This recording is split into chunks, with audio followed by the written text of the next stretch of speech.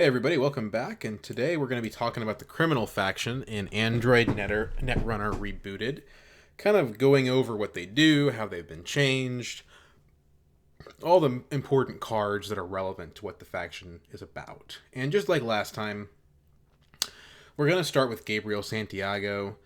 He's the core set runner, the very first one. And then we're going to do all the other runners at the very end. But this is just going to give you a basic idea of what the corp, or not the corp, but the runner ID for criminal looks like. And the thing you have to understand about criminal relative to Anarch, this video should end up being a little bit longer than the Anarch video, and we can also spend more time discussing the actual card pool, since once you've gotten this far, presumably you understand the basics of how the game works. I don't have to explain concepts like what agendas are, what influences, things like that. So compared to the Anarch card pool, where we see a lot of staples that really centralize the decks, and we tend to find that Anarch deck builders find that they have difficulty slotting in different cards just because so much of what the Anarch card pool does is essential. The criminal card pool, there's a few important staples that we're going to talk about, but other than that, there's a lot of diversity in how you can actually build the runners. So we're going to start talking about that. With Gabe is interesting because he really identifies at the very start here what criminal is supposed to do, and that's run on headquarters. So each of the three factions in the game, at least on the runner side, are based around a different one of the core deck zones that the corporation has.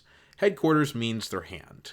You can think about it like headquarters hand, they're both H. So Gabe, more than other criminals, and criminals more than other runners, want to hit the opponent's hand. Now, as we're going to learn in the next card here, which is going to be Account Siphon, you pretty much always have to ice, which is to protect headquarters against criminal anyway. So you're always going to be icing headquarters. But against Gabriel, it's even more true. One of the advantages that this has for Gabe is that it draws defenses away from other servers. So corporations are not going to be able to rush out agendas as quickly as they might want to because they have to move their remote ice over to their headquarters, and especially their R&D, their research and development server, ends up also being more porous, because if they only have one ice, that ice has got to go over headquarters. It can't go over their deck. So it gives Gabe a lot of ways to basically target other zones. And then when he does get into headquarters, he gets 2 credits. That's actually a lot of money. If you think about, like, if he were able to get this off every round, which he's not going to be able to, but if he were able to get this off every round, this would be twice the benefit that Engineering the Future gets. This would be twice the benefit that Kate gets. It's extremely impactful. And I think what ends up happening here is it makes Gabe, more than the other criminals, it makes him sort of feast or famine, go hard on headquarters. Now, sometimes you could ignore headquarters and just use the threat of Gabriel's ability to have an easy time running the other servers. But I think one of the things we're going to notice about the criminal runner color pie, just from this very first ID here, is that criminals, more than any other faction, are about running. They're about actively going out and doing things aggressively. As it turns out, criminal is actually the aggro faction from the runner side of the game in Netrunner, which might surprise you, because if you look at Anarchs by comparison, Anarchs are red and their name has anarchy in it, and you would assume, based on those things, that they're actually the most aggressive faction, but that's not the case. Criminal is in fact the aggro faction, and Gabe really sort of defines this. Criminals are very good early, and they fall off over time, typically speaking. Because as the corporation builds up, the criminals who are not actually very good at breaking ice start to trail off, and their advantages start to diminish a little bit. So to see how Gabe was changed between Reboot and the base game. In the base game, Gabriel Santiago, he came with 15 influence and 45 deck size. So basically, he's been buffed a slight amount. He's been given 2 extra influence. That means that Gabe has the same amount of influence as, like, Edward Kim, for example. And that's pretty handy, actually. Edward Kim is a much weaker ID than Gabriel Santiago is. The idea that Gabe is also then going to get 2 extra influence is pretty strong. Now, I think the reason that this happened is because the perception out of the end of the golden age of Netrunner was that Gabriel was woefully outclassed by Andromeda, and that Gabe needed some more benefit to stay competitive with Andromeda. But as it turns out, Gabriel is actually one of the absolutely most competitive runners in the game as it is. So I don't necessarily know that this buff needs to stick around. Now, that's what we have now, is we have a buffed Gabe, so hey, knock yourself out, I guess. But the reason that it was done to begin with was because he wasn't stacking up to Andromeda. Okay. Now, the next card we're going to talk about, this is really the card that defines the criminal faction. Almost every criminal deck includes 3 copies of Account Siphon. And Account Siphon is a topic so controversial and so interesting that it could really have its own video. I think the Reboot philosophy is that Account Siphon is not necessarily a problem to exist as a card, but the card is extremely dominant in a lot of situations, and it creates a lot of really feel bad experiences if you don't know how to play around it. And for that reason, the big boy went and he basically nerfed Account Siphon. Now, Account Siphon still does essentially what it was supposed to do, right? You run, basically what it does, you run headquarters. If you are successful, if you can get into headquarters, instead of actually accessing cards like you normally would, you can force the corp to lose $5 and then gain $10 and take 2 tags. So you steal $5 from the corporation, you get $10 in exchange, and then you take 2 tags. Now, it's not always the case that this is going to be the exact exchange that happens. If the corporation is at 4 credits, then instead you're going to only steal 8 credits because they can only lose 4. But Account Siphon is such a brutal card because more than is the case on the runner side of the game, the corporation absolutely needs money to function, right? So if we think about what the different sides of the game do, both can take credits for clicks, they can draw cards for clicks, they can install things. The corporation wins by advancing cards, and advancing cards costs money. You have to have money to advance cards, and you have to have money to res cards. Res your ice, res your economy, play your hedge funds and things. The runner doesn't necessarily need to have all that. The runner has a basic action that's just running, and that run doesn't cost him any money. So a broke runner could hypothetically just run on R&D or run on a remote and just try to win that way. The runner can win without having money, but the corporation cannot. The corporation can't win without money. So basically what Account Siphon does is it digs the corporation into this hole that's so deep that sometimes they can't res their ice anymore, and you can just run all over them and dominate the game. Before, there was a cost added to Account Siphon. It used to be a 0-cost card. Now it's a 2-cost card, which is a pretty big nerf, if we're honest. Like, 2 credits is a lot to put on as an extra cost on an event, and it's still run as a 3 of in every criminal deck, with a few exceptions. And what you basically are seeing is a 15 credit swing, right? Because the corporation is going to go down 5 and the runner's going to go up 10. Now, if you spend clicks removing the tags, then it's not quite so crazy, because then you were spending 4 of those credits to get rid of your tags. So then there's maybe only an 11 credit swing, but then you could have spent those clicks gaining dollars. So we're going to say instead it's more like a 9 credit swing, because those clicks that you spent removing the tags could have been used clicking for credits. So Account Siphon is a very faction defining card. It also defines, because the 2 tags are included on the success, it also defines how the criminal faction relates to the tags. Against Wayland, for example, you have to realize those tags could potentially get you killed. And a lot of criminals respond to this by basically including 1 or 2 Plascrete Carapaces, which is a card that we'll get to later. It's a silver bullet card that basically prevents you from dying to tag punishment in their deck. Other runner decks that run resources occasionally will actively plan on spending the time to remove the tags. But it just depends. Account Siphon is a brutal card that was very controversial when it was in the game. Fantasy Flight effectively nerfed it by releasing a new card called Diversion of Funds. The philosophy of Reboot is to try to stay towards what early Netrunner was doing, even though I think Diversion of Funds is a better card design overall. Account Siphon is trying to be Account Siphon. So they still want Account Siphon to be part of the game, but they just want it to be weaker. And that's kind of what you see here.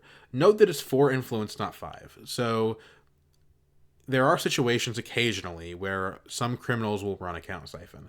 Shapers, I don't know that I've ever seen a Shaper run Account Siphon, although it would be very interesting to see. But the four influence, while very high, is not so extreme that someone could not run it. And you will occasionally see Anarch decks that want to splash Account Siphon. Okay. Also worth mentioning is because Account Siphon is specific to headquarters, this is the reason why Corp always has to act to ice headquarters on their first turn if they can. If you're not icing headquarters versus corporation or versus criminal, sorry, you are really, really taking a very harsh risk that you're basically going to instantly lose the game. Now, there's ways that you can play around Account Siphon. One of the main ones is having resible cards that cost money. Things like Adonis Campaign or Eve Campaign, right? If you have an Eve Campaign on the table, which is a card that costs 4 credits, you can wait until the criminal tries to siphon you and then res the Eve Campaign, and then at that point, maybe you had 5 credits, but now you only have 1 credit. So the cost of siphoning you just isn't very high anymore. So there's definitely counterplay, and I think a lot of the ways that you can get better at the game and the corp side of the game is learning how to play around Account Siphon. Because this is basically a noob stomping card. If you ever try to introduce your friend to Netrunner and you play as criminal and they're playing as corporation and like round 1 or round 2 you siphon them, they might not want to play Netrunner anymore. It's a very brutal card. So I think it's appropriate that it got nerfed, but it's very faction defining. That's probably the most time we're going to spend talking about any one single card is Account Siphon here. Okay, next is Inside Job. An Inside Job also sort of is a demonstration of the early power of the criminal faction, besides just having absolutely wonderful flavor and artwork. Just the absolute crazy guy with nail polish in the bathroom. If you read the flavor text, it's just kind of hilarious. The guy looks more like an anarch than a criminal, but we're going to ignore that fact for now. Inside Job lets you make a run, and you get to jump past the first piece of rezzed ice that you would encounter during that run. So it's really, really helpful for basically Inside Job will kill rush decks. Decks that on the corporation side just want to boom, boom, boom, agenda, fast track, just try to get agendas out behind gear check ice. Well, Inside Job can really put a damper behind that because any single ice server you can get in with an Inside Job, right? Now there's a couple ice that have a cannot be bypassed clause that will get around this, but you still have to res the ice. But this helps define criminals' aggro strategy, right? Because if the corporation tries to get their agendas out of their hand because they can't protect it, they can get Inside Jobbed. And you can also Inside Job HQ if you're Gabe or if you're just trying to get some of the headquarters triggers. The nice thing about Inside Job is that it can be used on any server, but the effect does start to diminish in usefulness towards the end of the game. When you're talking about Inside Jobbing a server that has 4 or 5 ice on it, it's just not going to be very effective. Inside Job is most effective against a server with 1 or 2 ice. The 2 ice is particularly brutal because you can often force the corporation to have to res both of the ice. Because if they res the outermost ice, you're going to bypass it.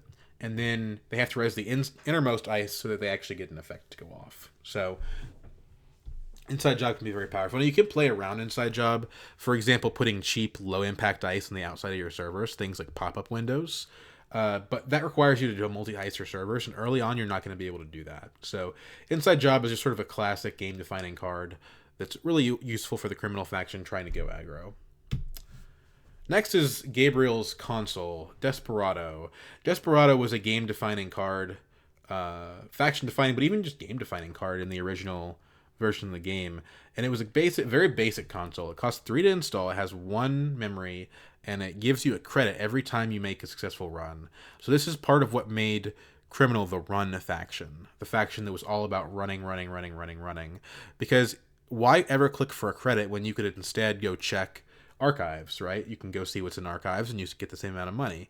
Or why click for credit when you can go look at your opponent's face down cards if they're playing like a more horizontal strategy. So Desperado, very powerful card, really allows Criminal to dominate asset-based strategies like NEH, like Gagarin, for example. Although for Gagarin, you're kind of breaking even, but you are effectively nullifying the faction ability, so it can be pretty strong.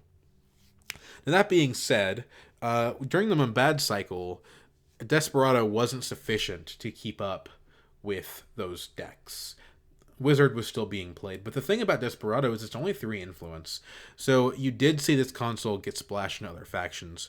Reina Roja, for example, likes to play this console, as do a number of other runners that are more interested in being active on the board.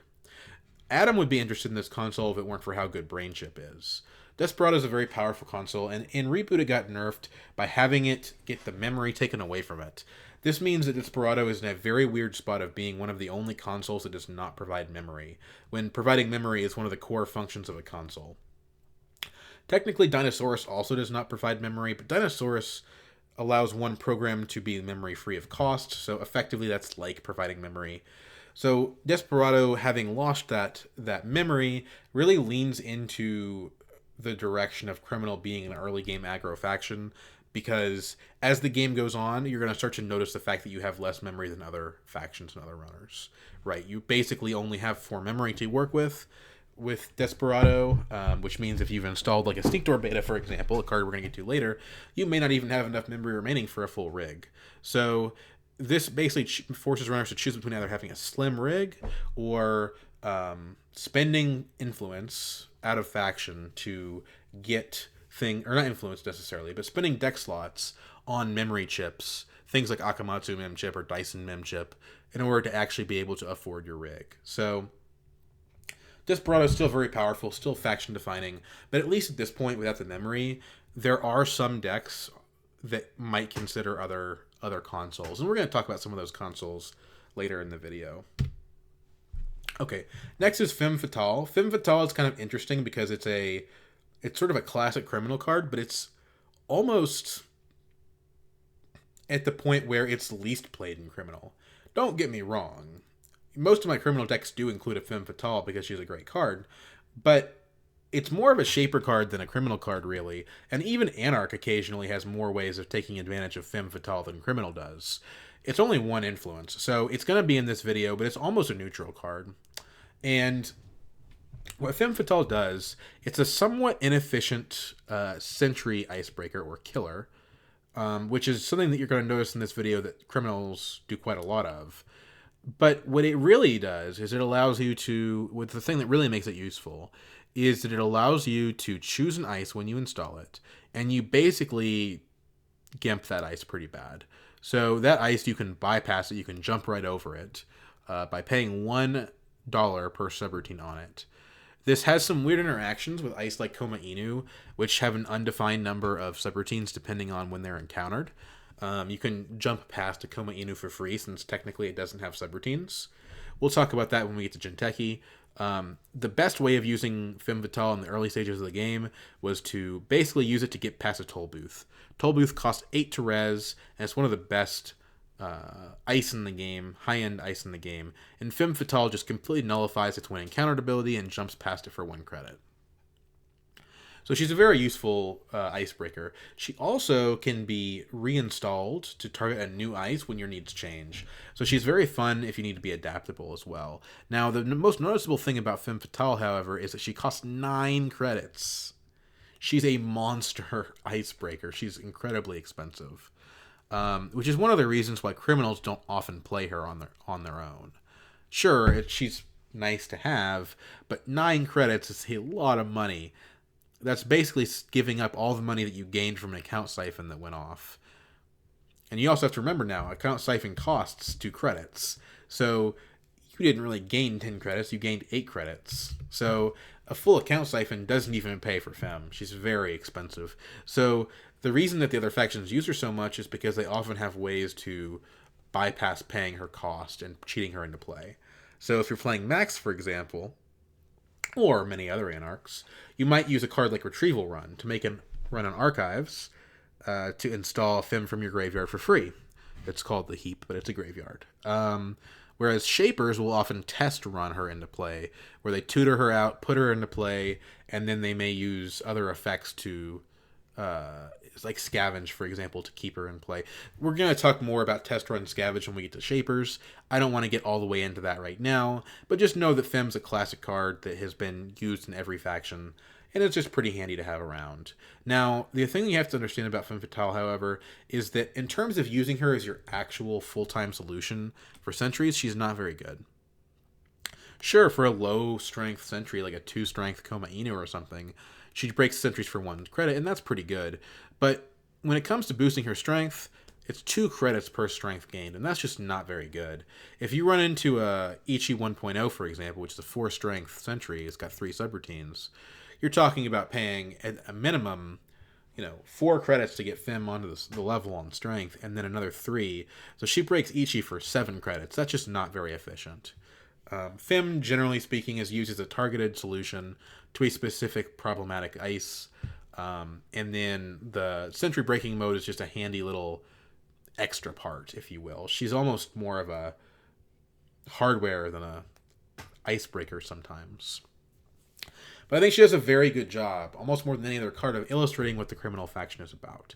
They're not very good at breaking ice, but they are good at jumping around, sneaking around, weaseling their way into things, and exploiting different vulnerabilities that the corporation has. So that's kind of the way that this icebreaker ends up being used, is you force the corporation to commit to a certain area, and then once they've committed to it, then you Femme it, and you make it so it's really hard to get past it.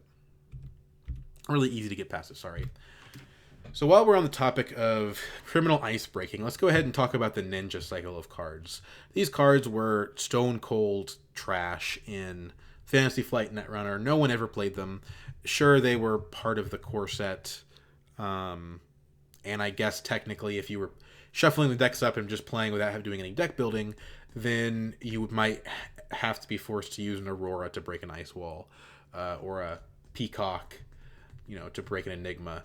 But the thing is, these cards are not very good, but they're an interesting form of not very good in the sense that they exist to demonstrate something. Mark Rosewater has talked about bad cards in Magic the Gathering, and given different justifications for why they exist. But the reason that these bad cards exist is because they're the result of a theoretical question. What would it look like if you had the criminal version of Corroder? No weird effects, no special add-ons, no different clauses or anything. Just what would it cost, hypothetically, for criminals to break barriers, on a basic 1-to-1 level? And realize that to break a wall of static with an Aurora, you're going to have to pay 4 credits. That's pretty rough. These cards aren't good. And I think they do a good job of explaining why the influence system exists. That way the criminals are going to be spending influence on Corroder, or maybe even Gordian Blade and things like that. Peacock is a little bit better than Aurora, but not by much. And again, I think they also do a good job of demonstrating the color pie of the faction. So first and foremost, if you look at these cards, you'll notice that Ninja is the best of them. Then after that, Peacock, and then after that, Aurora. So criminals are best at breaking sentries with their killers. Then they're pretty bad at breaking code gates. And then they're horrible at breaking barriers. So you need to spend money on Corroder if you want to be able to do that. Or you can just lean in and just focus on bypassing ice instead of actually breaking it. Now, of these ice breakers, it's interesting to me that Big Boy chose to only buff Ninja. Ninja's the only one that actually sees a change here. And it did get an interesting buff. The cost to boost Ninja has gone down by 1 credit. So there are times when Ninja is hypothetically, even though Criminal are bad at breaking ice, the most efficient icebreaker for a specific purpose. If you're looking at a 5 strength sentry, for example, well, Ninja's actually incredibly good at that, right? Assassin is a 5 strength sentry with 2 subroutines. Okay, so that means that Ninja's going to pay, what, 4 credits to break it? That's not bad, actually. That's better than Mimic, which can't break those things at all. So if you want to break really high strength sentry, sometimes Ninja can be effective, but Ninja also has a blind spot where if you're looking at a 1 strength sentry, oh man, it's bad.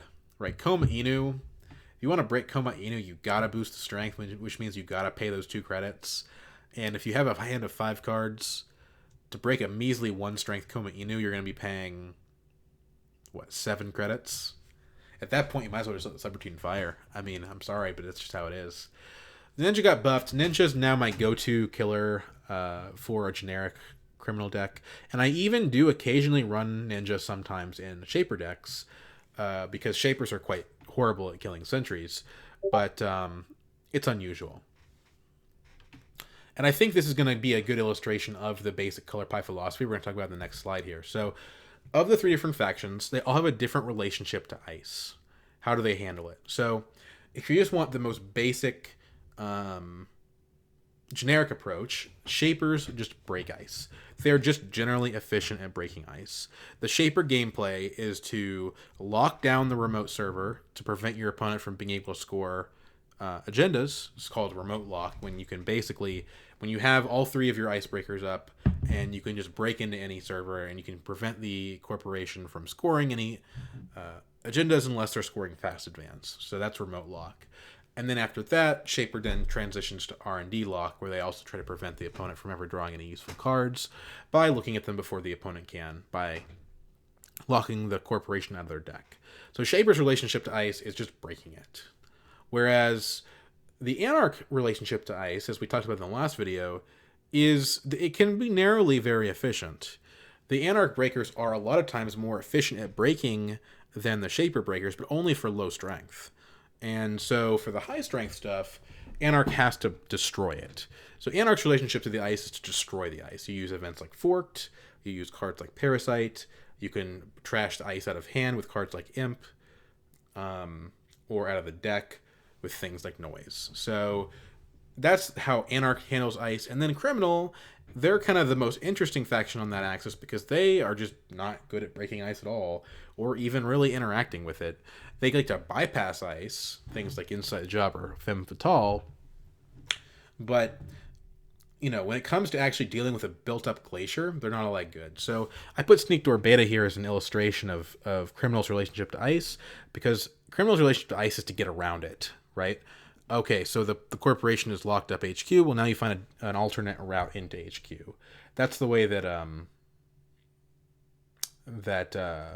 criminals handle ice. So let's go ahead and move on to that. Since we were just talking about Sneak Door Beta, let's go ahead and take a look at Sneak Door Beta. So Sneak Door Beta is a Gabe classic that basically is a 2 memory program, so an expensive to afford for your rig program. One second.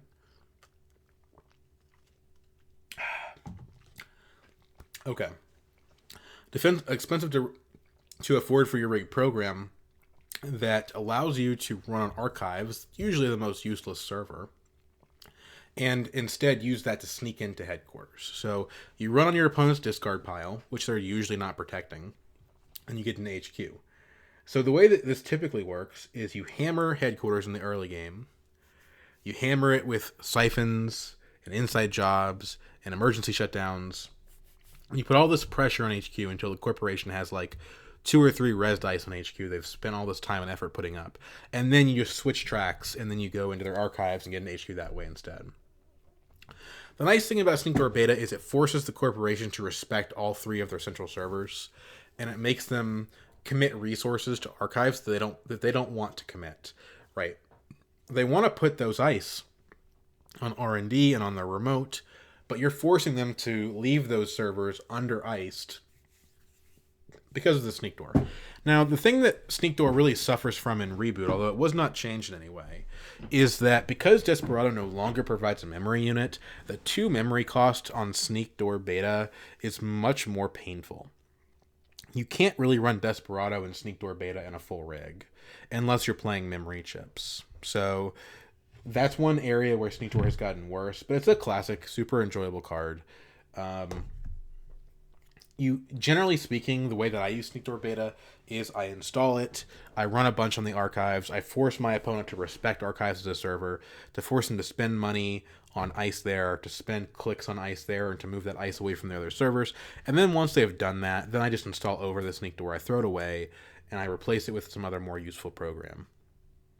It's basically a giant tempo hit and a speed bump to the corporation, is the way you can think about it.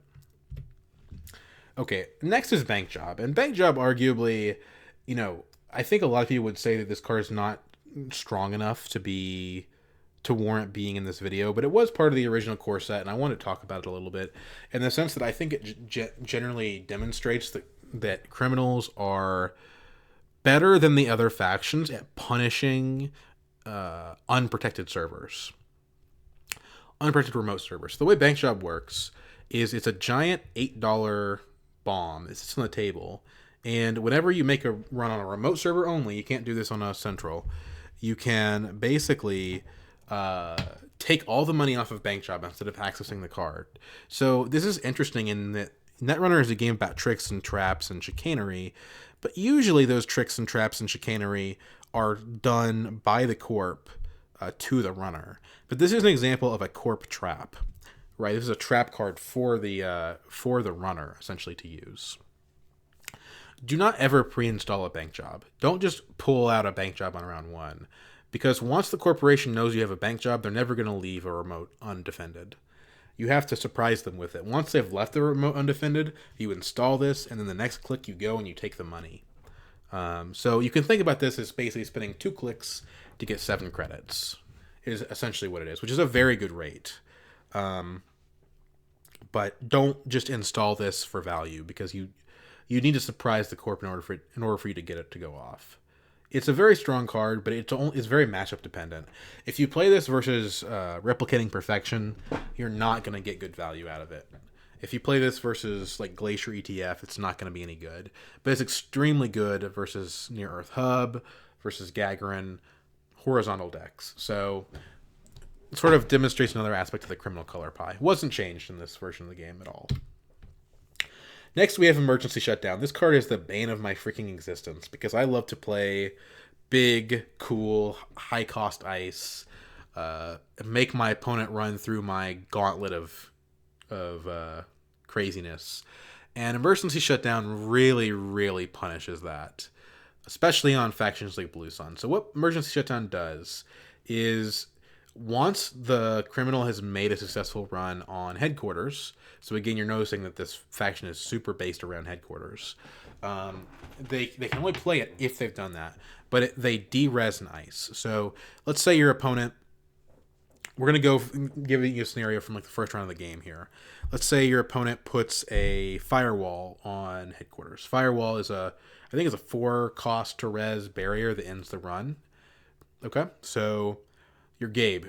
Click 1, you run headquarters because you want to get those 2 credits. Corporation reses the Firewall. They go down to 1 credit. They spend all their money. Or maybe they're at 6 or 7 credits. But they spend most of their money resing that Firewall.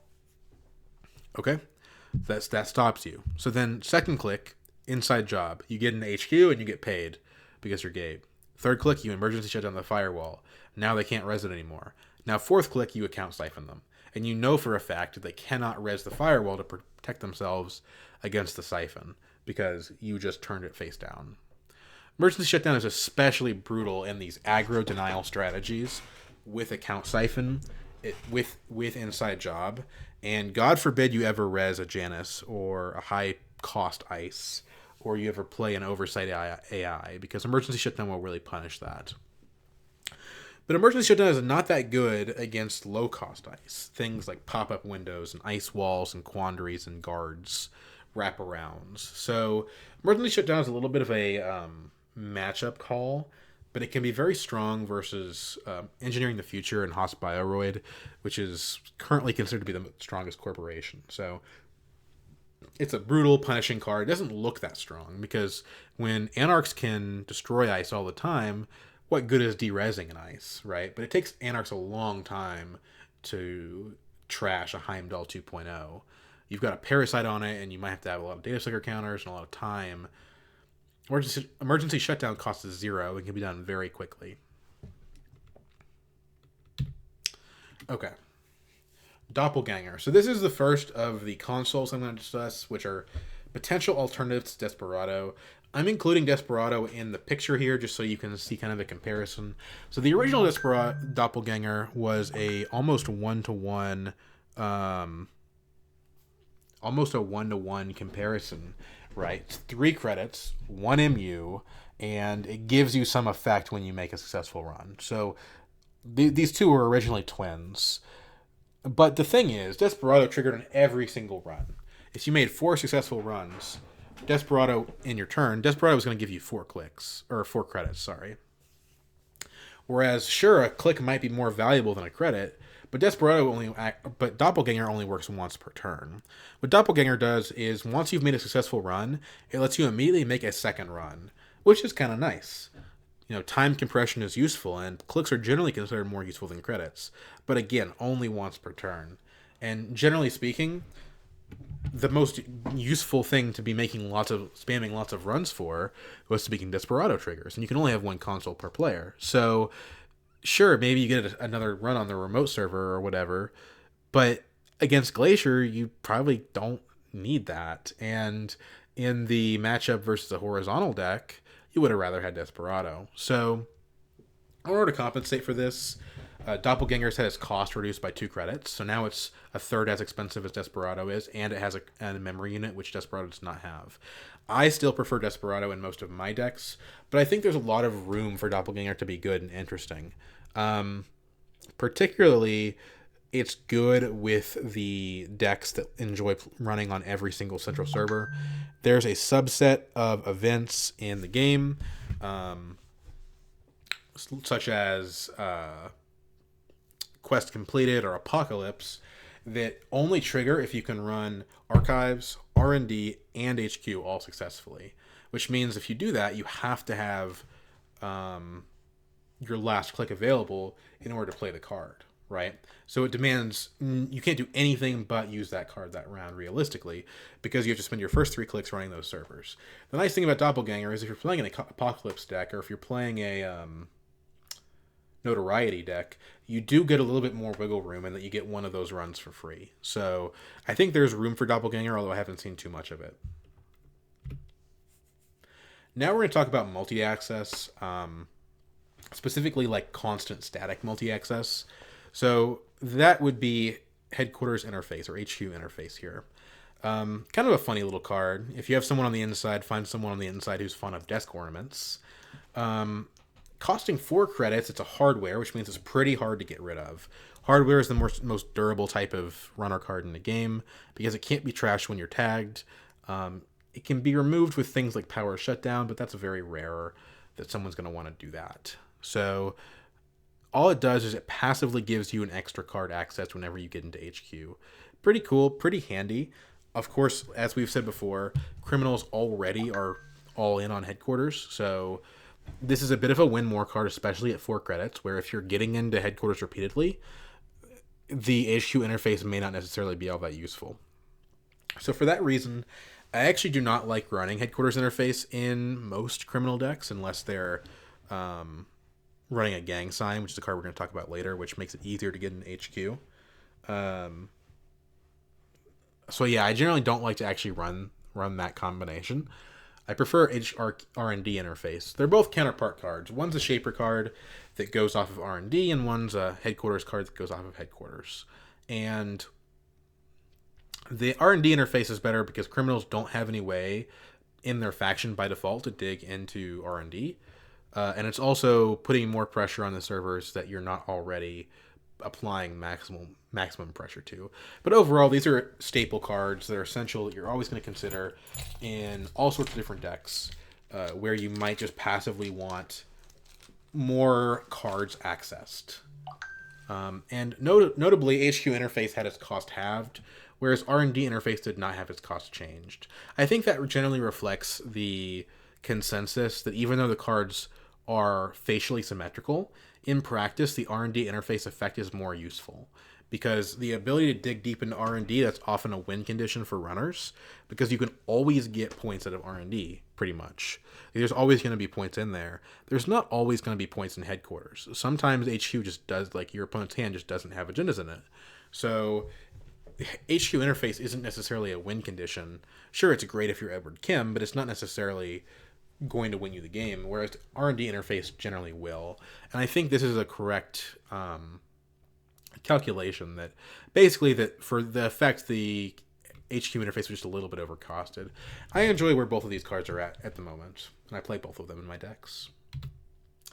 Next up is Fairy. Fairy is actually, if you can believe it, one of the cards that made me want to even make these videos in this series to begin with, because my default reaction is that Fairy doesn't look like a very good card.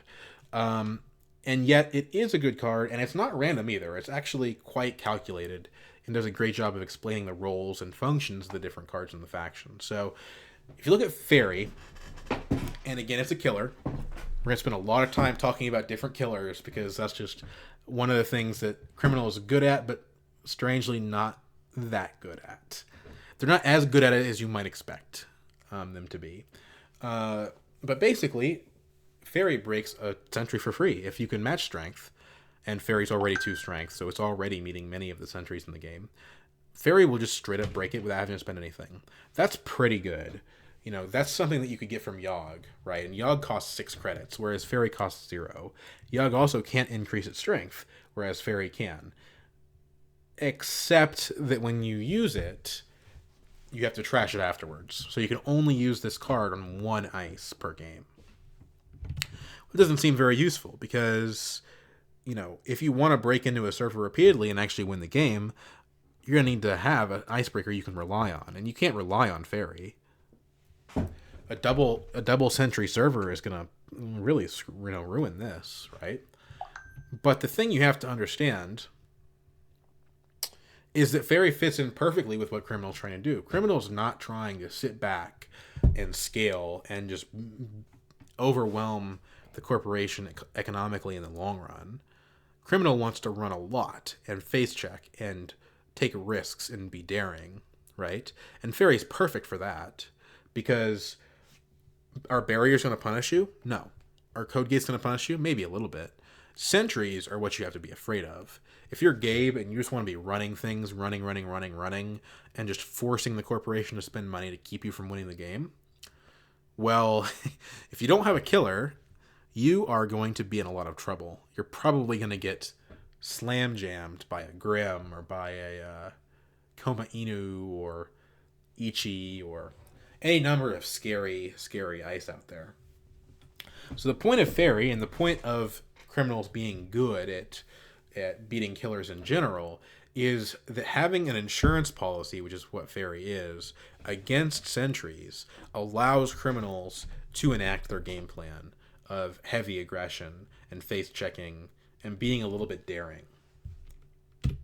Okay, so now we're going to talk about Criminal card draw because unlike the other 2 factions, Criminals don't really just draw cards. I mean, they do draw cards sometimes, but they don't.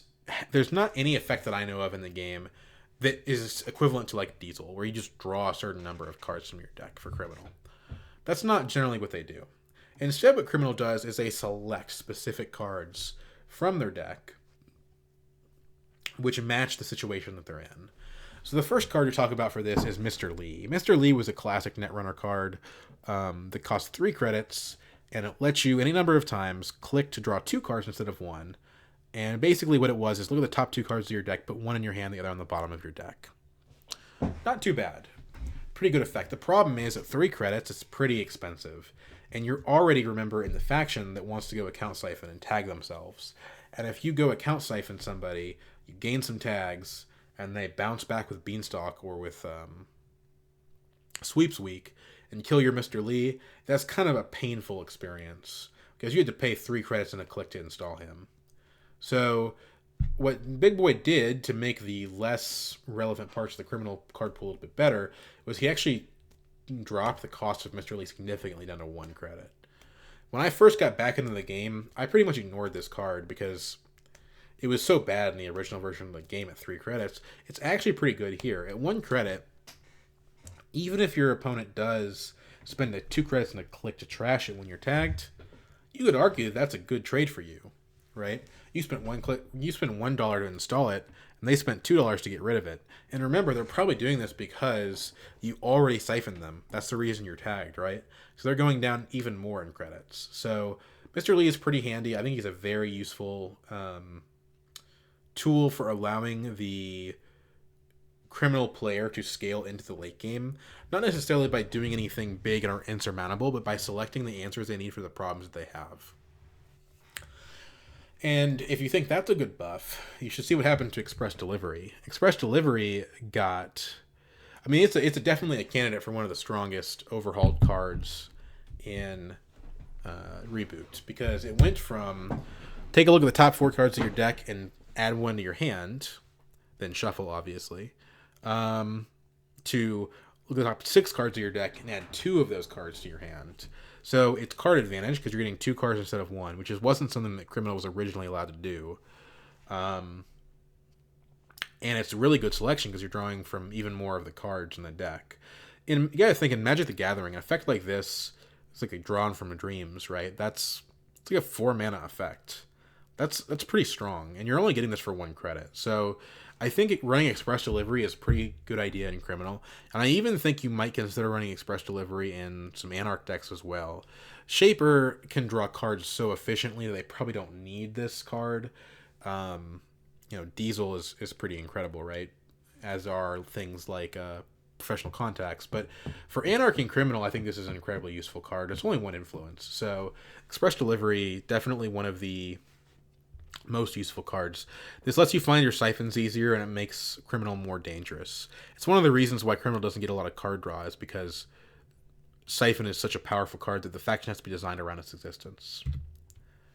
Okay, so we're going to talk a little bit more about killers here. I have Garrote. I don't think Garrote is an especially competitive card, but it does do a good illustration of a concept, which is basically asking the question, what would it cost to have a Corroder for Sentries? Well, first off, the faction that has Sentries in their color pie is Criminal. So you would want to make it a Criminal card. But Criminals aren't actually very good at breaking ice. And Sentries are the hardest ice to break, generally speaking. Sentries are the most protected from the icebreakers of all of them. So take your Corroder. Why don't you add 4 credits to the install cost? Originally, I think it was 7 cost. So add 4 credits to the install cost. Then add an extra MU cost. Ugh, gross. That's the big deal with Garrote. I would play Garrote if it weren't for the fact that it costs 2 memory units. And remember, the strongest console in your faction provides no memory. So in order to play Garrote, you're taking up half of your entire rig if you're playing Desperado. So Garrote there is a room for this card. This card, would see play in a faction like, or in a leader like Ian Sterling, for example, that wants to play more like a Shaper. But for the general standard Criminal card play, this card is just too inefficient. You'd probably, if you're going to play a high-cost killer, you're probably more interested in a Femme Fatale, usually. Now, I put Alias also in this slide as sort of a comparison, because if you look at Alias is actually more efficient than Garrote. But the thing is, Alias cannot be used on a remote server. It can't be used to bust into an opponent's scoring server. So it really shows you that if you want a killer without any kind of restriction, you're going to have to pay a serious cost for it that you wouldn't have to necessarily pay on a decoder or on a fractor.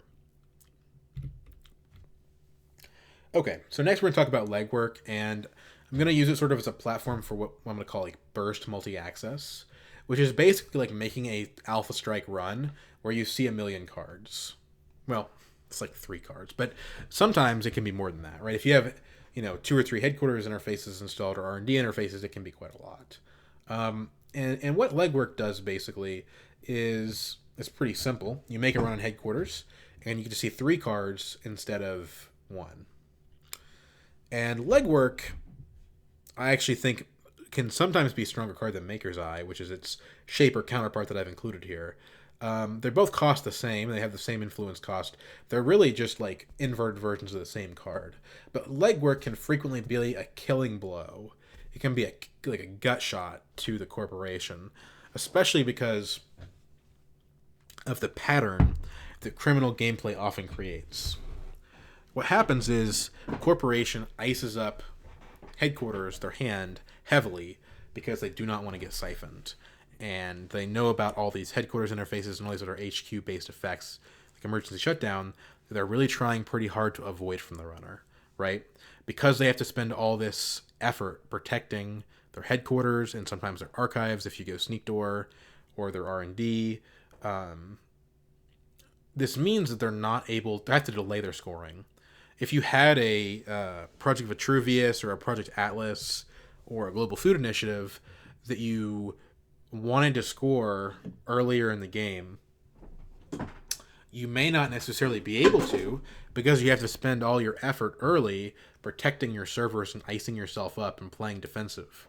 And then legwork basically allows the runner, if they can get into HQ, which is a challenge sometimes, but legwork allows the runner, once those agendas have pooled up in the corporation's hand because they weren't able to score them yet, to make a run on HQ, see, typically speaking, more than half of the corporation's hand, sometimes all of it. If the corporation's sitting on 3 cards and 2 of them are agendas, then good luck, buddy, because you're guaranteed to get those 2 agendas stolen, right?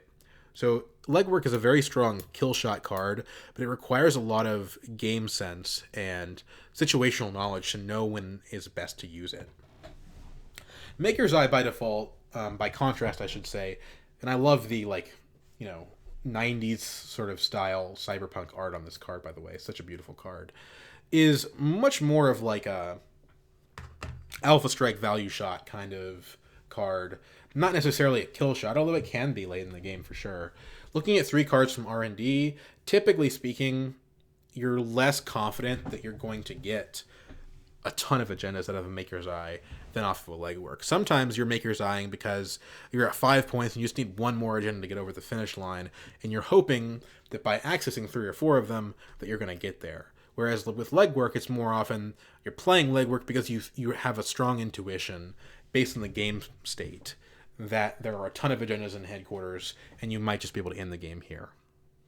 Both very valuable cards, very useful. Maker's Eye sees play in basically every faction.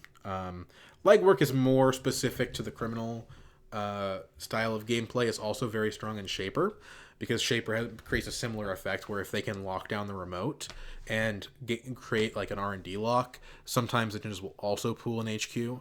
Whereas for Anarchs typically don't create that play pattern, so Anarchs are much less likely to want to play a legwork.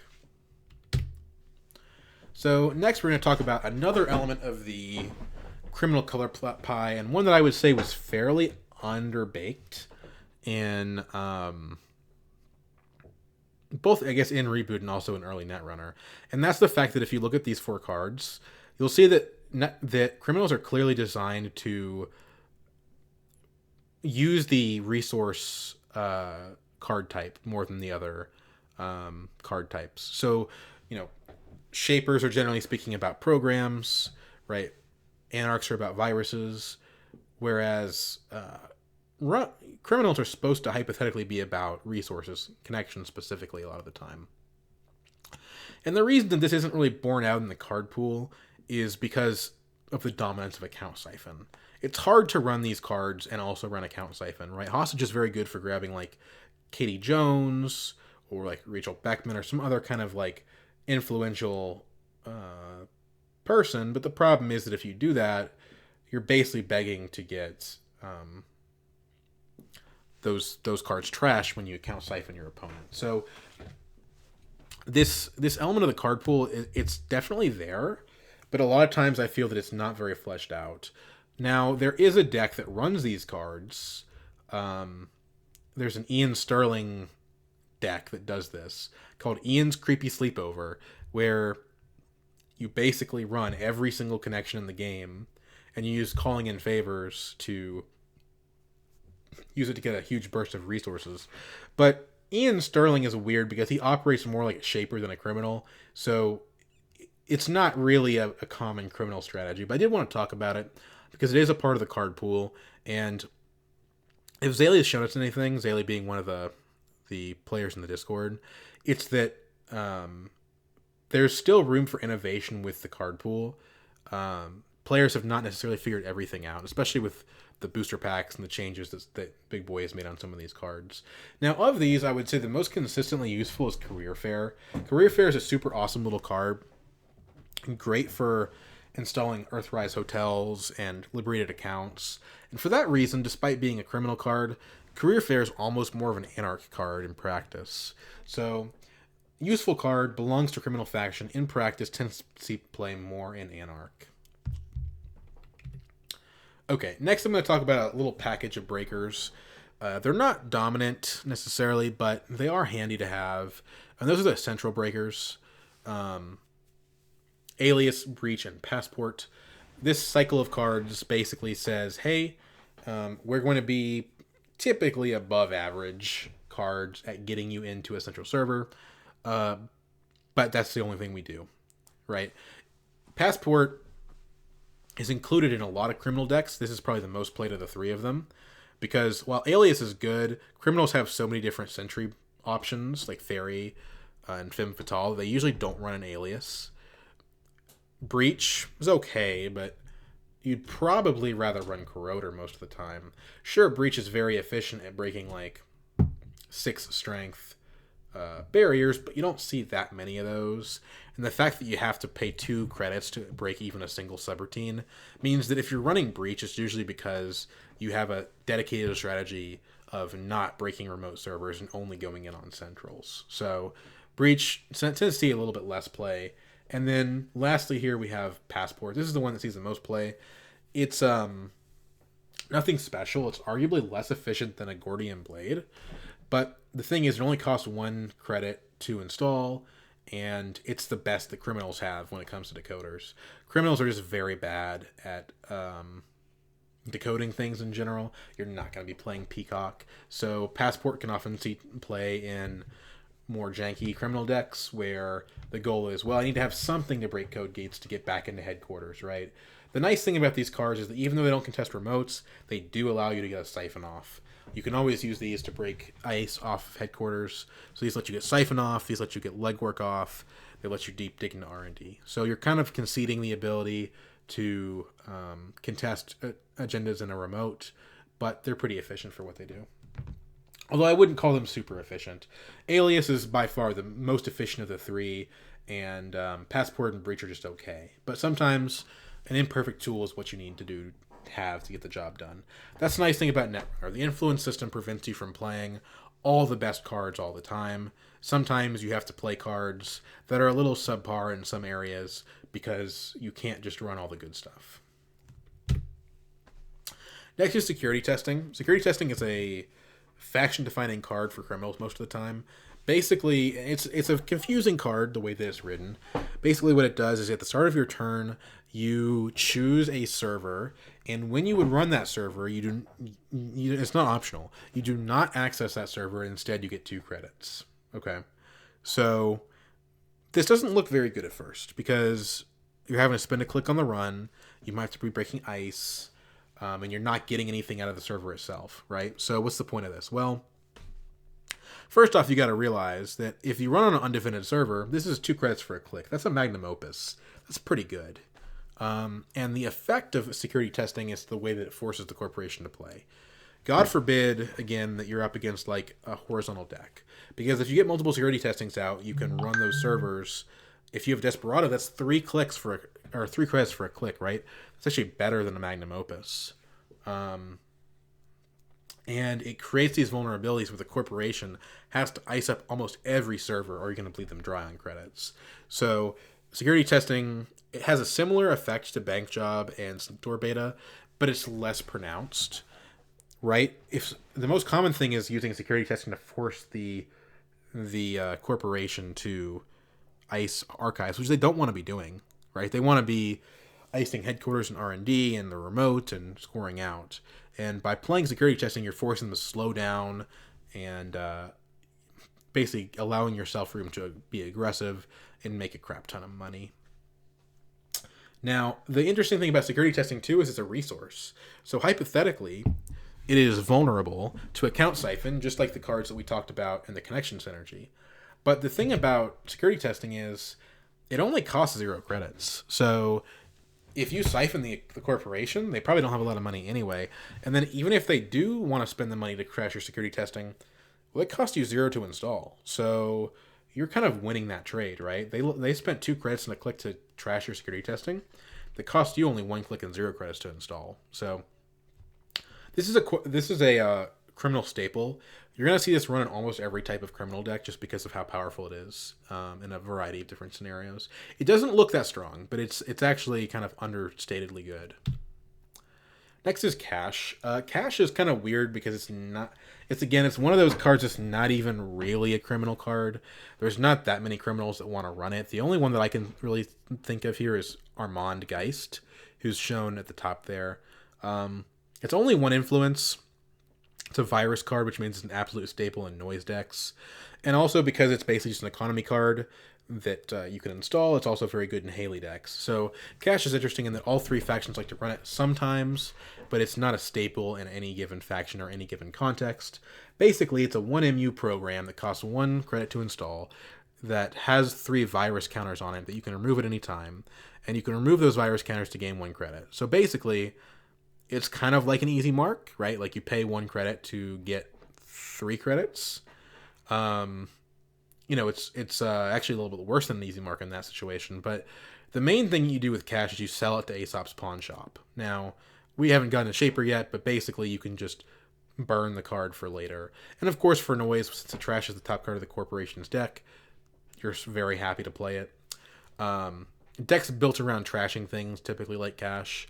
It's not a card that you want to keep and play in the long run. So again, kind of still feeding into the sort of the criminal ethos of, move fast and break things, basically. Okay, next is Gang Sign. Gang Sign is one of my favorite cards in the game, in the criminal run card pool right now.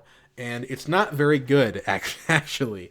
It was very, very strong in the Fantasy Flight days, where I think this card was actually banned, if you can believe it. And only a very small change was made to Gang Sign, which is a resource that costs 1. And that change was that you can only have 1 copy of it per deck.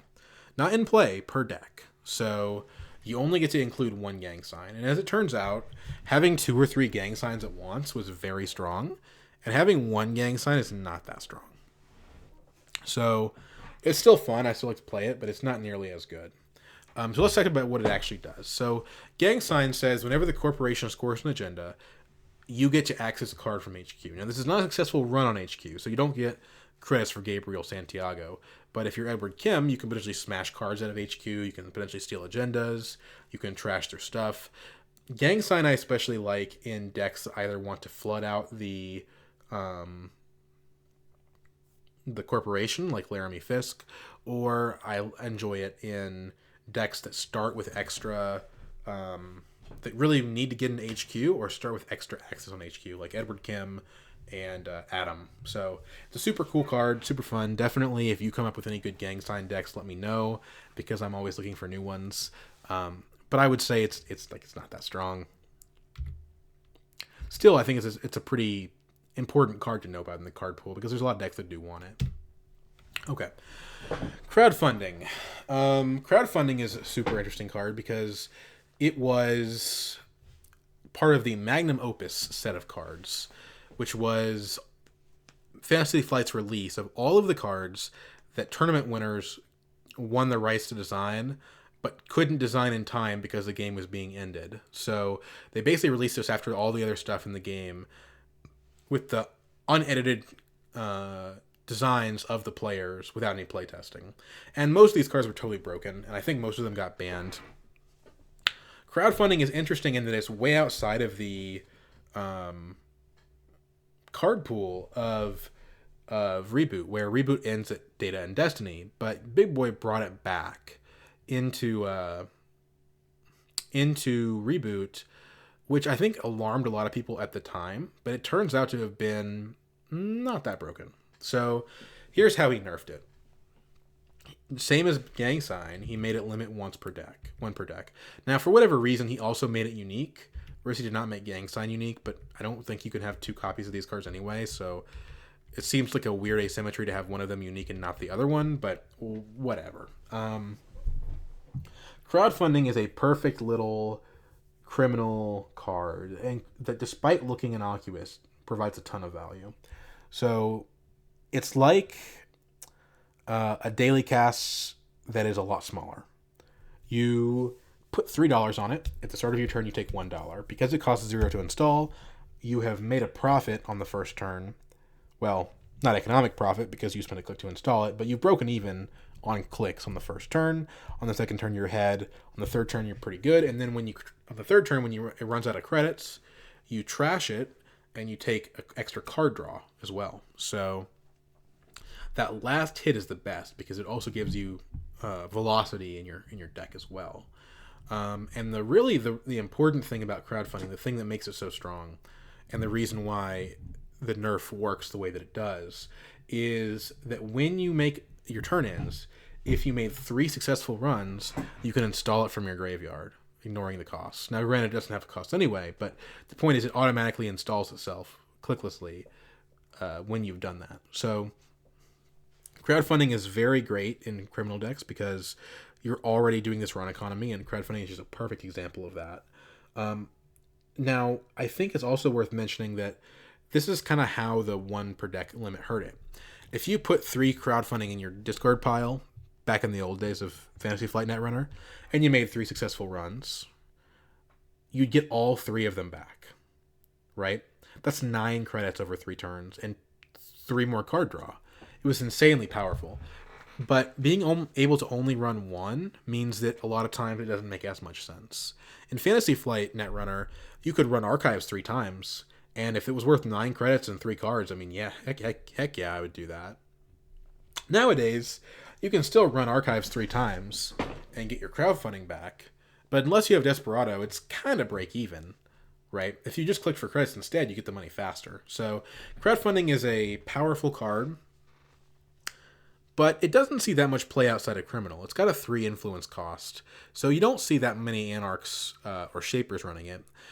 I could see Max running this since it puts itself in the discard pile for her, but the sky's not falling. Crowdfunding is good, but it's not that good. Pretty much, and nobody who's not a criminal wants to play this. Apex plays this, but that's because Apex is a weird... he's a weird runner that doesn't really play by the same rules as everybody else. And crowdfunding is virtual, so he kind of has to make do. Okay, now we've got to the end of the normal card pool, and we're going to start talking about the booster cards. Sniper is the main booster card that I would say that Big Boy designed that is really strong in Reboot.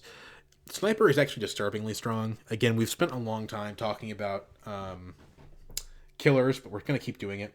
So, at base, it's less efficient than Femme Fatale because it's 3 for 1 strength instead of 2, and 1 to break. But the thing is, it gets plus 3 strength during run events. And criminals, more than any other faction, love their run events. They love their inside jobs, and their siphons, and their legworks, and their maker's eyes, and their dirty laundries. And criminal decks tend to be chock full of these things. And in those situations, Sniper is a 5 strength killer that breaks for 1. That's a super mimic.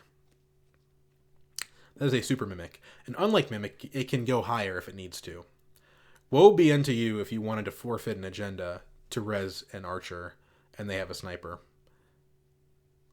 Because as soon as they do that dirty laundry, oh boy.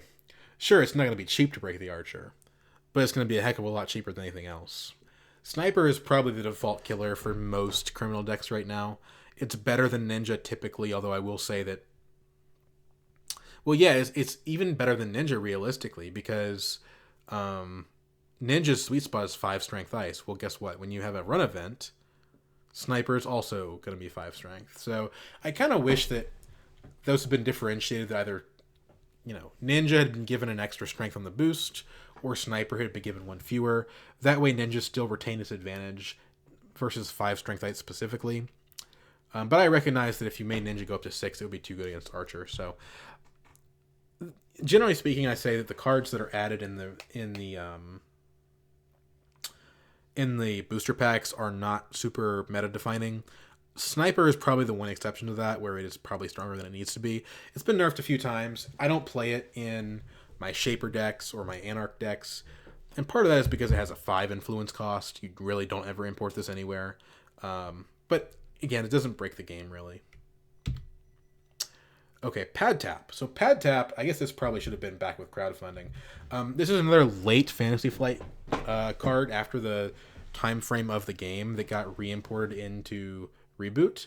I wish that Big Boy would do more of this. I think that late Fantasy Flight card pool is full of absolute gems. A lot of great cards that are underappreciated by the other Reboot players. Pad Tap is very interesting. We have cards in this game like Lamprey, which imply sort of this more like effect of sucking off your opponent's benefits and things.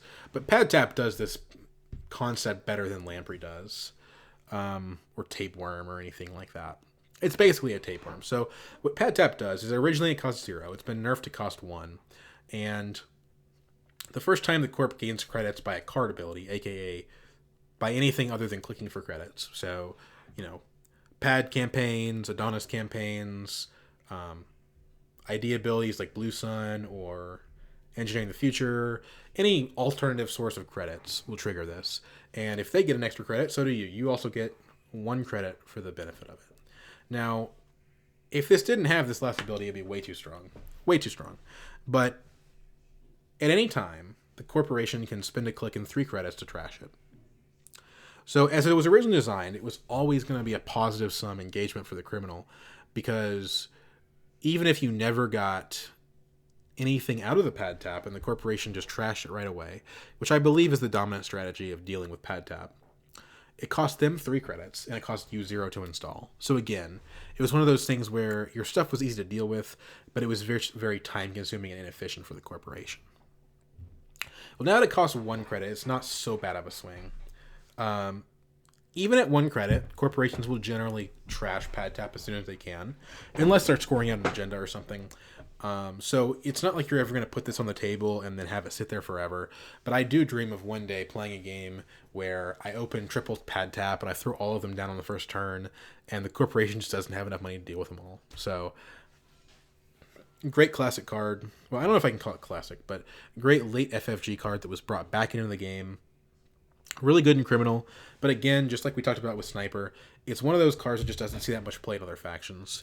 Shapers just have other big economy ways of doing things that don't need Pad Taps, even at the low influence cost of 1, and Anarchs could run this hypothetically, but generally are more interested in doing other things like Day Job and Liberated Account, things like that. Okay, so now we're going to talk about the remaining actual leader pool of the criminals. And the first one to talk about is Andromeda. And Andromeda is the most important because she is both the first criminally released after Gabe and also the one that has consistently been the strongest of all of the criminal runners. And which is interesting because she has no passive effect. All she does is gets you off to an insanely fast start. She draws you a starting hand of 9 cards instead of 5. That's plus 4 cards. And the mulligan rules for this game allow you 1 mulligan with no cost. So you're going to be mulliganing a hand of 9 cards instead of 5, which also gives you more selection over what you're going to get. The point of Andromeda is that she would usually be very, very good at drawing into her best possible, opening nut draws. Getting set up early with things like your Desperados and your account siphons, your daily casts, your full... sure gambles, your necessary icebreakers, your security testings, things like that. So typically, Andromeda spends the first turn of the game just installing stuff. Because if she doesn't play 4 cards, then she's going to discard to hand size. So one of the ways that you can deal with Andromeda is basically by under-icing, expecting that she's going to spend the first turn passively. The problem with that is if you take that too far, she could siphon you. So you always have to probably start by icing HQ, but you can probably get away with not icing R&D. Generally speaking, the dominant strategy versus Andromeda, and I've lost in a lot of games to Andromeda. Even in Reboot, after her nerf, she lost a Link. She's still very strong. The dominant strategy for dealing with Andromeda is that you basically have to turtle up, like I was talking about with the legwork. You have to put ice on your headquarters, on your R&D, on your archives, and just slowly stop her from being able to get her security testing money, from getting her data sucker counters. And then once she can't use her run-based economy anymore, then you can go score. That's how you should play her. And Andromeda was probably one of the best runners in the game in Fantasy Flight times. She got nerfed by losing a Link here. I think many people pointed out that it didn't make a lot of sense that Gabe had no Link, but Andromeda did have a Link when Gabe's ability was weaker than Andromeda's. Losing the Link here has the practical effect of making Andromeda easier to kill with Seesaw or Scorched Earth, and also it ends up making her less useful at face checking into ice. If you run into a Caduceus or an Assassin, punishing ice with traces on them, you're going to be less equipped to just shrug it off, basically. Still extremely powerful runner, but she's not as dominant as she used to be. Although I do think that there are a number of people that think that Andromeda is still the strongest runner in the game. I have some other runners that I think are stronger myself, but I have less experience in these guys, and I'm not like a top tier Netrunner Reboot player. I play for fun. And she has a reputation of being still very elite. Okay. Ian Sterling is next, and he came in the Honor and Profit expansion, which was a criminal-only expansion, basically, criminal and Jinteki. So it was kind of for people who liked criminal and wanted more of that. And unfortunately for the people that liked criminal, none of the runners from that expansion were very good originally. They were all pretty marginal, and all three of them got buffs. Ian Sterling, though, is certainly the most interesting of the three. Ian has a Link, which is pretty good, but originally he had 10 influence, which is a severely nerfed influence count. So as far as Fantasy Flight were concerned, Ian was very strong. That got increased to 12 in Reboot. But let me talk about what he does. Because as I mentioned in the past, Ian Sterling is almost more of a shaper than he is a criminal. He, at the start of your turn, you get $2 if the corporation has scored more agenda points than you. So Ian likes to play from behind. The problem is that as passive income, 2 credits is a lot. 2 credits is a lot for doing nothing. That being said, this is exactly diametrically opposed to the way that criminals usually play. Criminals are usually siphoning and shutting down opponents' ice, and generally speaking, scoring a bunch of points early and then trailing off later. Whereas Ian is the opposite. He likes to sit back and let the opponent get ahead and then make a ton of money and then come back and kill them. So a very interesting leader. I really like Ian Sterling. He's one of my favorite criminals. I run him in a keyhole deck, which basically just tries to get all the points in one round. Again, like I mentioned with Anarch, it's kind of like a Lantern Control style deck. It's a lot of fun. It's more enjoyable than Lantern Control, certainly, especially for the other person. But there's a few ways of playing Ian. He's interesting, and he's unlike all the other shapers, or all the other criminals. He plays, again, like I said, like a shaper. So a lot of times with Ian, you can end up, running cards like the Central Breakers, because you're going to be able to have the money to use them. Okay. Next is Ken Tenma. He is a clone that escaped from Jinteki, and he's a delivery man, I believe. He originally started stronger than the average runner. He started with 17 influence, which meant that Fantasy Flight kind of knew his ability wasn't that good. But even given that fact, he was still too weak, to be honest. And that influence has been increased to 20, which I think means that Ken Tenma has the most influence of any runner in the game, I believe. It's 20 influence is a lot. In order to get 20 influence, you have to be some of the worst identities around, basically. And honestly, his ability is not that bad. He gives you 1 credit per turn if you play a run event. And as I've mentioned in the past, criminals, generally speaking, like to be running run events anyway. So it's not too bad of an ability. I think Ken Tenma's got some room just because of how much influence he has. The problem is that criminal already has some pretty good stuff and doesn't necessarily need to use 20 influence, but If you wanted to put something, complex together like stealth, for example, Ken could be pretty good for that. Okay. The third honor and profit criminal is Silhouette. And Silhouette, I think, was one of the absolute worst runners in the game. I don't think anyone ever played her for anything. Partly because not only was she weak, she was also just kind of boring. And a combination of weak and boring means that there's another runner that I'm going to talk about pretty soon here who is really, really bad. But he's really, really bad in an interesting and fun way that forces people to engage with him and try to deck build him and try really, really hard to make him good. And I don't think Silhouette does that. Silhouette's just... No one's been like, oh, if only Silhouette were good. It's like Silhouette just kind of boring, so... The fact that she's bad doesn't seem to bother anybody. But in original Fantasy Flight, she had 0 link, which is kind of pathetic. And she had Gabe's ability. When you make a successful run on HQ, you may expose 1 card. If you don't know what expose means, it means you take 1 card face down from the corpse side, and you get to look at it and know what it is. So, helpful for avoiding traps and things, and technically it's part of the criminal color ply. But it's just not very good. If you expose I don't know, like a Sarugi or something, you're just like, okay, yeah, there's a sentry there. Cool. I still can't get through that, right? Like, knowing that your opponent has an ice there does not give you the ability to get past it. It just merely lets you have some extra knowledge. And as a reward for getting into HQ, which is usually very difficult because, again, you're a criminal, so they're already going to be trying really, really hard to prevent you from getting into HQ to begin with, it's just not a sufficient reward. In order to make Silhouette good, Big Boy would have had to probably change her ability. He'd have either had to change her ability or increase her influence to 20 like Ken. I would have taken that second route. He increased her link. This is one of those things where basically he buffed her to say that he buffed her, but there's not a lot going on here. If you wanted to be able to make an effect like Silhouette good, you would probably have to have 419, which I have pictured here. And 419 was too good. 419 is the expose mechanic taken to way too far of an extreme. It's not like impossibly good, but it's just annoying. If you look at what 419 does by contrast, for some reason, Fantasy Flight gave 419 a link, but didn't give it to Silhouette. Don't ask me why.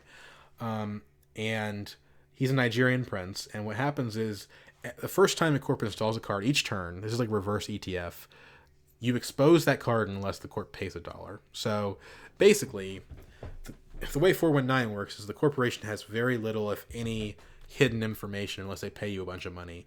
It's extremely taxing and difficult. And that's probably what Silhouette should have been. Some version of 419. But instead, she's Silhouette. So, I'm sorry, Silhouette fans, if you exist, but yeah. Okay. Next is Leela Patel. And Leela was a kind of powerful, like, B plus tier runner in the Fantasy Flight era who was probably not fully appreciated for how strong she was until rotation. She has a very, very strong ability that had to be nerfed. And even after being nerfed kind of significantly, Leela is still a pretty powerful runner. So what did she do originally? Well, originally what Leela did, she had 0 link. And whenever either player scored, so if you steal an agenda, it works, or if the corporation scores an agenda, it works, you bounce 1 unresed card to headquarters. This is really hard to play around. This doesn't look that strong, but let me explain some of the ways that it is. So first off, Emergency Shutdown becomes very powerful here because you can make cards unresed. And you can strategically use it to dominate the corp when they're behind. And what's more, flood the corporation. So let me give you an example. So let's say that turn 1, you're playing Leela, okay? Corporation iced headquarters and R&D. Obviously, if you run headquarters, they're going to res the ice. Okay? So let's say you run R&D. You run R&D, they don't res the ice in R&D. Why? Because if they res the ice in R&D, they're not going to be able to afford to res the ice in HQ, so they have to save the money. So they let you in R&D. You hit an agenda. Okay, you've just stolen an agenda. So now you're going to snowball, because now, in the original version, you're going to choose which card to add to the headquarters. You're going to bounce their ice over headquarters back to HQ, and now HQ is totally undefended. And now you can siphon them for free. And now they just lost all their money. Just a brutal play pattern. This can add cards that have advancement counters on them to headquarters. So if Leela can find a way to score out of a central, she can bounce a double advanced or single advanced card out of a remote back into HQ, which is pretty brutal. Just enormous tempo loss there. I will say, and she got the snowball effect. That being said, Big Boy notably nerfed it, and he changed it so that Leela was no longer the person that got to choose which card was added to HQ. So as long as the corporation has, like, I don't know, a random Cyberdex virus suite or something somewhere that they can bounce, they don't have to bounce their agenda that they're advancing. They don't have to bounce the ice over HQ that they have that's keeping them safe. But even given this fact, Leela is still a pretty oppressive and strong runner. And I would... yeah, she's a lot of fun, but I developed a hatred for Leela during the Nisei System Core 2019, where she was a very powerful criminal option, and at that point people had just started to realize how good she was. So I'm glad she was nerfed. I'm happy with the new direction that they've taken Leela in Reboot. Okay, next is Geist. And Geist came in the San, aka California cycle, which is the last cycle, which must mean that Geist is the last criminal runner, right? There's no more criminal runners, are there? Hopefully not. But Geist is almost like a mini faction. He doesn't really play anything, sort of like Ian. He doesn't really play anything like the other criminals. And he almost sort of is his own little faction, because nobody, to be honest, in any of the factions plays like Geist. At least you can say that Ian plays like a Shaper, but Geist doesn't really play like anybody except maybe Apex. What he does is he draws you a card every time you trash one of your own cards. So he creates this really weird self-discarding loop. And the way that you play it is you play all sorts of, like, binder bin cards that don't see play in other factions, like Spike and Shiv in this cycle of icebreakers that have to trash themselves in order to be used. But they're pretty efficient. Geist, I've played a few Geist games to prepare for this video. I didn't feel like I got a good sense of the fun involved in Geist, but he's very different, he's very interesting, and I would definitely recommend that people give it a shot just to see what it's like. Okay, so I said that Sansen was the last cycle, and so therefore we were probably done with the runners for the criminal. But it turns out there's one more, and he's so toxic. You're going to have to put on your hazmat suit before we enter the Laramie Fisk zone. Okay, you guys ready? All right. Laramie P. Fisk, Laramie P. Frog, is my pick for the worst ID in the game, where Silhouette is merely bad and useless. Laramie Fisk, typically speaking, is helping his opponents.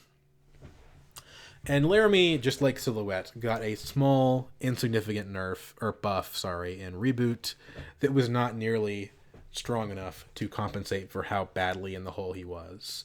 In fact, you could argue that Laramie Fisk actually got nerfed, because his signature card, Fisk Investment Seminar, had itself nerfed, which, to be honest, was more important to the strategy than Fisk himself. So what does Laramie Fisk do? Well, he's a con man. The first time you make a successful run on any central, not HQ only, not R&D, not archives, any of the three, you may force the corp to draw a card. Now, if you're a Magic the Gathering player, you might look at this and say, well, that sucks. Why would I want to make my opponent draw cards? Well, he's a Howling Mine, I guess. The thing is, corporations don't work like Magic the Gathering players. Corporations sometimes don't want to draw too many cards. There's a thing called Flood. If you have ever had a hand full of 5 agendas, you know what I'm talking about. Sometimes you have more cards in your hand than you want, and you can't afford to play your cards. And that's what Laramie is trying to engineer. He's trying to force the corporation to drink from the fire hose and have altogether too many cards where they cannot afford to play or use all of their cards. There's some problems with this. First off, if you force your opponent to draw a hedge fund or an economy card, then you may not be hurting them at all. You might have given them exactly what they needed to afford to play their other cards. Yes, there's a scenario where Laramie Fisk will force your opponent to drop their stuff because they just have to, but that's probably not what's going to happen. You're better off playing noise if your goal is to force your opponent to discard things. That being said, I love Laramie Fisk. He's incredibly funny and interesting. I hope one day that Big Boy buffs him in a different way. I think the appropriate way to have buffed Laramie Fisk would have been, instead of giving him a link, which is mostly not very relevant, would be to make him have both players draw a card. Make him a Howling Mine. That way, Laramie has some built-in card draw, and he can actually help himself rather than just purely, hypothetically, hurting the corporation. That being said, Big Boy tries to shy away from changing the abilities of cards. So that's one reason why Silhouette is in the state that she's in, and one reason why Laramie was not improved in this way. I have developed a group of people who are committed to making Laramie Fisk work. Like 3 or 4 people that we just make Laramie Fisk decks and play them against each other. Because he's just such a clown, and we really want to make it work. I think we've gotten somewhere where we can make Laramie Fisk like a solid C tier runner. The problem is any good deck based on floating the corporation played out of Laramie Fisk would be better played out of Andromeda or Leela. So that's just how he is. Laramie Fisk stands. We live to fight another day. Okay. Now you can go ahead and take your hazmat suit off. Let's go ahead and exit containment here. We've left the masochist department of the Fisk boys. And now we can go on to what I believe is the last criminal runner in Android Netrunner Rebooted. And to explain the last guy, and this is, every faction has one type of... Each faction has one new leader, right? And this is going to be the criminal one. I think it's pretty interesting. The idea is basically, in my opinion, based on an old Fantasy Flight card. Actually, it's one of the newest Fantasy Flight cards because it was released in Reign and Reverie. But take a look at Tycoon here. This card is not in Reboot, but it is the inspiration for this entire deck archetype, in my opinion. It's a Fractor. It only costs 1, and it boosts efficiently $2 to boost 3 strength, and it breaks very efficiently $1 to break 2 barriers. That's awesome. That's better than Corroder most of the time, unless you're up against a 2 strength, 1 subroutine ice. So what's the catch? Well, when you use Tycoon, you have to give the corporation $2. You don't give it to them from your credit pool, they just gain 2. This card was never super competitive, because corporations, like I said earlier with Account Siphon, live and die off of their credit pool. And giving the corporation money is just asking to get biotic labored or sea-sourced. But the idea of what if you had this super efficient breaker that had a downside after you use it is basically the inspiration of this entire next leader. And that's Dionysus Bagbiter. Dionysus Bagbiter is kind of a weird looking dude. He is, as best as I can tell, sort of like Andromeda. He is a aristocrat who thinks of himself as above labor, who steals from his compatriots, the other wealthy. And to reinforce this, Dionysus cannot work a job. He doesn't install jobs or connections. So he has to find other ways to juice his economy. But his economy is one of the most interesting in the game. It kind of reminds me of Huskar from Dota 2. It's very much fluctuating up and down, up and down, up and down between wealthy and totally impoverished. Whenever you access cards from HQ or RNT, you access 1 additional card. This is enormous. This is a pre-installed from the beginning of the game that cannot be interacted with R&D interface and HQ interface. When you're accessing centrals, you are incredibly effective. You're twice as effective as any other runner when doing that. And yet, there's another downside. Whenever you steal an agenda, you lose all of your credits in your credit pool. So there's no point in saving up as Dionysus until you get to check, basically. Once you're on check, you can save up all you want because the downside won't matter once you win the game. But you create this situation where you don't want to go too high in credits. If you stockpile 25 credits like a shaper that's got magnum opus out, you're going to lose all that money. You want to run low and lean and have just enough money to steal the agendas that you need and get out before you lose it all. It's a very interesting style of play. I think Dionysus is good, but he's so different from the other criminals, partly because he doesn't play account siphon a lot of the time, which makes sense. Why would you play account siphon? You're going to get 10 credits off an account siphon. Cool. Except you're going to lose all that money as soon as you steal an agenda. What's the point? Right? You don't get to build a big stockpile. That being said, some Bagbiter players still do play account siphon, but you're not playing Mr. Lee. You can't, right? He's a connection. You're not playing bank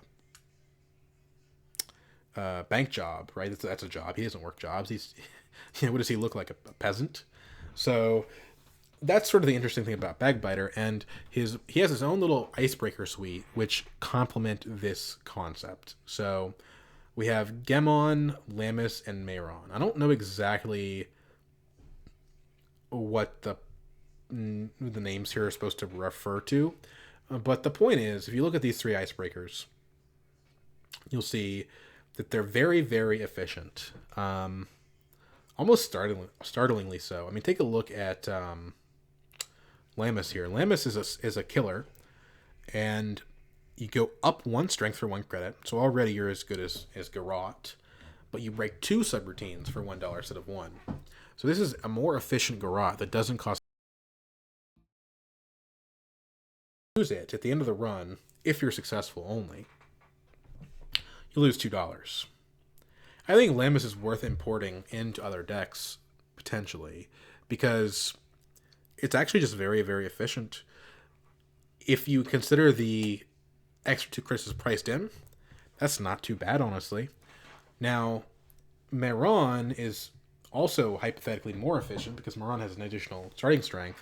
It doesn't break multiple code gate subroutines, though, but it boosts strength for 2 for 1 credit instead of for 1. So it's kind of an inversion of Lammus.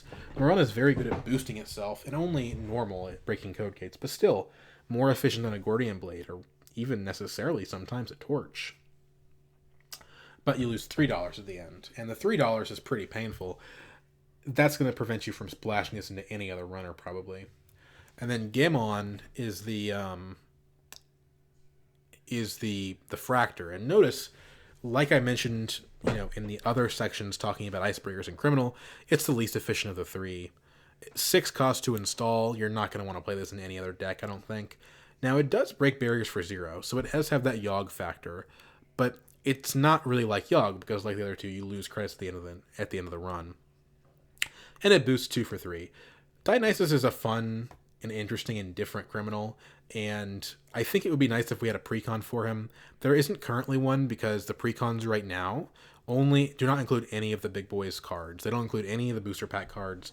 If you play a precon league, you're only running into Fantasy Flight cards, and I think that's a good thing. That being said, I am currently trying to build some new Dionysus stuff.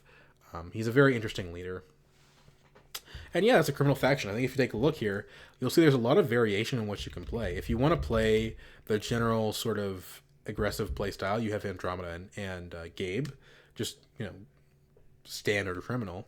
If you want to play sort of sit back and scale shaper, you can play Ian, who's very different. Ken is not very interesting or different, but he does have a ton of influence, which means if you want to go and try to build something crazy from a bunch of different factions, Ken probably the best runner in the game to do that. We're not going to talk about Silhouette, but Leela is very strong, and she has sort of an interesting flood-based playstyle, and Geist is his own little faction as well. So we're not going to talk about you don't exist. But anyway, it kind of shows the variety of Criminal. Even if Criminal is aggressive, and before I made this video, I would have told you they were probably my least favorite runner faction. There's a lot there, and I would say that Criminal is growing on me. But that's what Criminal does in Reboot. Those are the staples, and that's kind of where they're going. So I hope you guys enjoy, and yeah, I hope to see you in the Reboot Discord. I've got a link in the description, and a link to our website called Reteki, where you can play with us if you'd like to.